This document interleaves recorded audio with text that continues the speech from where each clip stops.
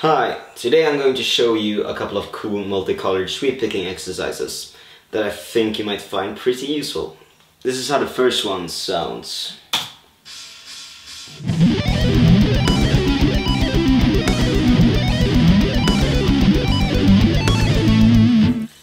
By all means, if I explain this a little too fast, don't panic. I will show you the tabs after I've shown a shape, so no need to worry.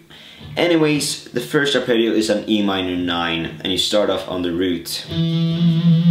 After that you move on to the 5th, and after that you move on to the 7th, and after that you move on to the 9th, and after that you move on to the 5th again, and after that you move on to the 7th and the 9th again, and then you just go back up. Here are the tabs for that.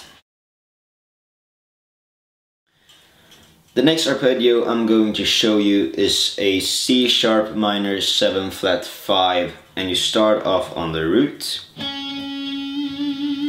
and after that you move on to the flat 5, and after that you move on to the 7th,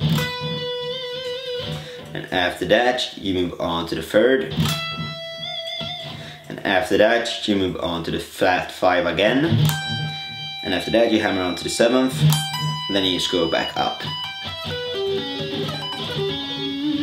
Here are the tabs. The next one is a C major 7, and you start off on the root here as well, and after that you hammer on to the 3rd, and after that you move on to the 5th, and after that you move on to the 7th, and after that you move on to the 3rd, and after that you move on to the 5th, and after that you hammer on to the 7th, and after that you just go back up.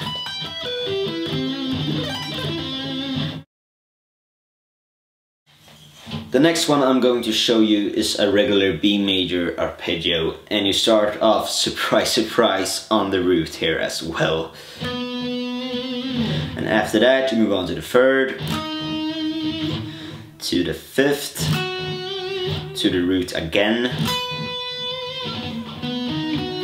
to the 3rd again, to the 5th again, and then you just go back up. Here are the tabs for that. In the next round we're going to repeat the E minor 9 and the C sharp minor 7 flat 5 that I showed you earlier, and instead of playing the C major 7 we're going to play a G major. And this arpeggio shape looks just like a regular bar chord, so I think you can figure that one out pretty easily by yourself. The same goes for the next one. It's an A major and it also looks just like a regular bar chord, so nothing fancy about that.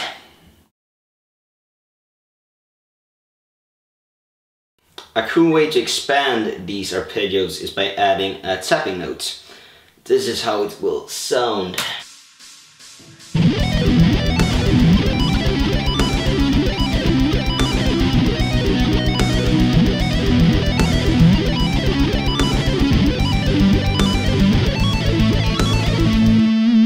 So what I'm doing is that I'm adding the 11th,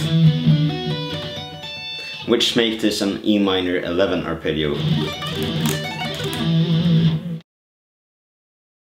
And on the C sharp minor 7 flat 5 I'm adding the 9th,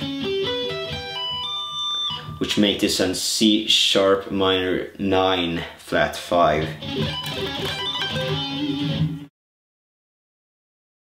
On the C major 7 I'm also adding the 9th,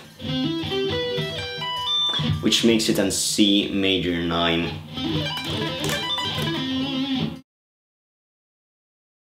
On the B major I'm just adding the octave,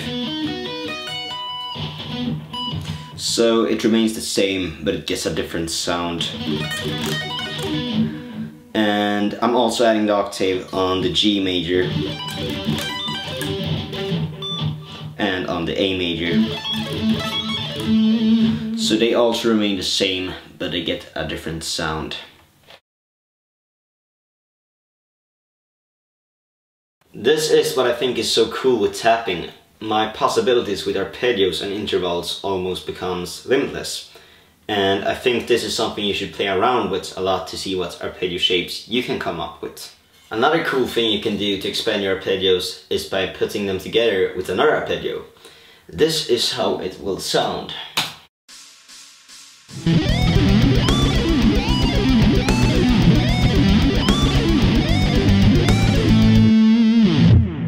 So what's happening is that I'm moving down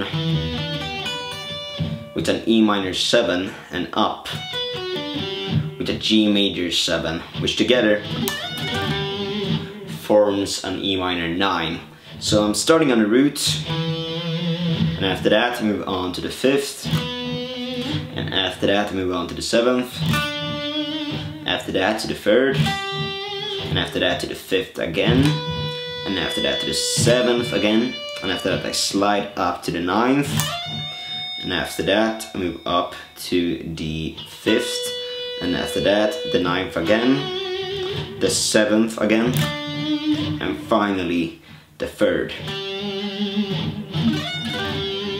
Here are the taps.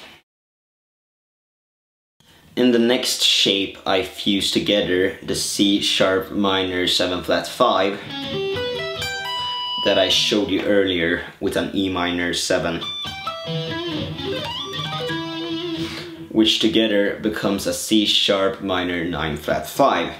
So I'm starting off on the root, and after that I move on to the flat 5.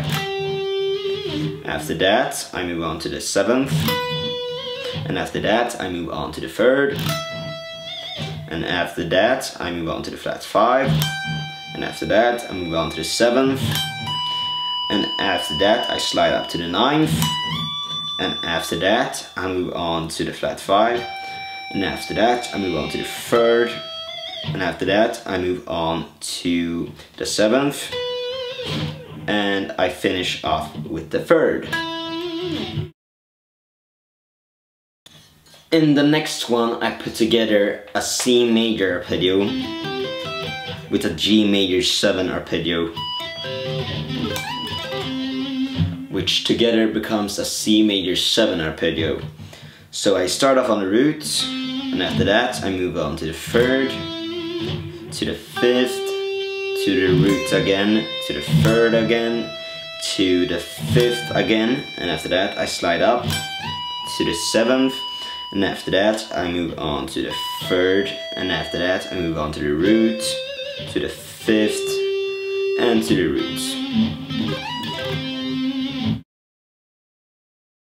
The next arpeggio is a B major dominant 7, and it looks exactly the same as the C major. The only difference is that we lower the 7th a half a step. So instead of playing, we're going to play. Hope that makes sense. In the next round we're going to repeat the E minor 9 and the C sharp minor 9 flat 5 that I showed you earlier, and after that we're going to play a G major 7 that looks exactly the same as the C major 7 I showed you earlier, and after that we're going to play an A major dominant 7 that looks exactly the same as the B major dominant 7 I showed you earlier. Here are the tabs for those shapes. I recommend that you as quickly as possible try to make these arpeggios into your own style and make them sound like you. Because if you play them just like me to these backing tracks, you will only end up sounding like a robot. Because no one would ever write a solo like this, and I think that is pretty important to keep in mind. These are just exercises, and what you need to do is to take these shapes and try to make them fit dynamically and rhythmically into your own solos, if you like how they sound. That was all for now. I will be back next week with a new fresh lesson. Have a fantastic day. Bye.